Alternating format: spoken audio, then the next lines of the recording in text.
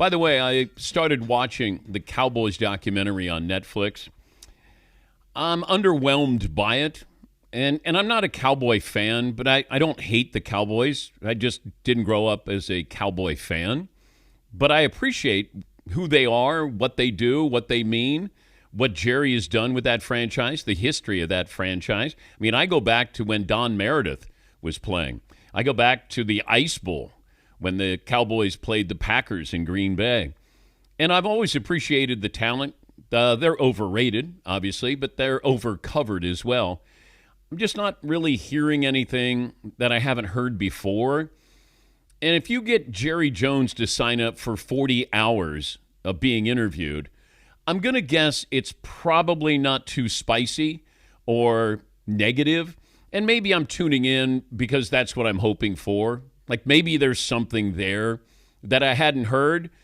I mean, Jerry's Jerry. It just felt like it was an extended PR documentary with the Dallas Cowboys. Yeah, Paulie. Yeah, I think there's certain documentaries that don't work because we know everything about the topic. The most overcovered sports team of the last century, we know every story. It gets brought up again and again and again, and the documentary has very little place to go. And, you know, they have everybody in there that you would want to hear from, but it just felt like it was a family reunion and everybody's telling fun stories. You know, the Michael Irvin stuff, but I already knew that because I know Michael.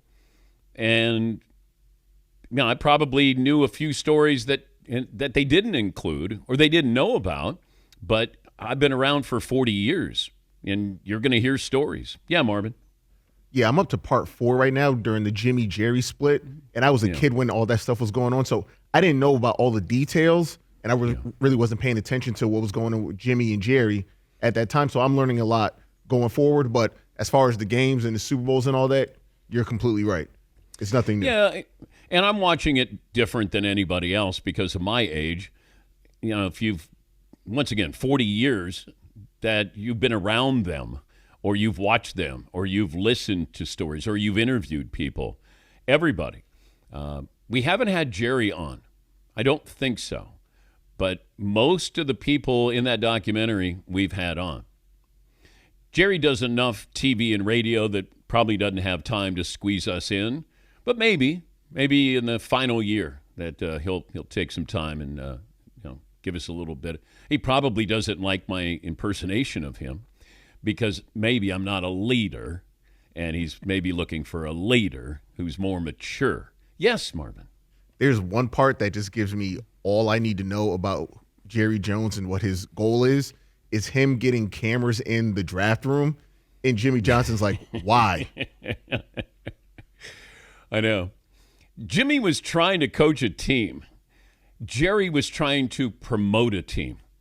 But he was ahead of his time. I mean, he understands how to market. He is really, really good at that.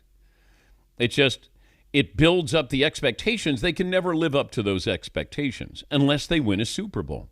Even now, this year, if they don't win a playoff game, let's say they win a playoff game. Is that a good season? Now, it might be for other franchises, but if I'm a Cowboy fan, I'm like, no. It's like the Steelers. Hey, we made the playoffs. Did you win a game? No. That's not a good season. Now, if you said Jacksonville's going to win a playoff game, then you might go, all right, pretty good. If the Browns or Bengals, yeah, pretty good. Arizona Cardinals, Bears, not these other franchises like Green Bay. You're going to the playoffs. Now you got to win a game or two. Steelers, you got to win a game or two. We know the Eagles' expectations. Like there's certain fan bases where you're like the 49ers this year. They're probably one of the most undercovered teams this year, and I'm not quite sure.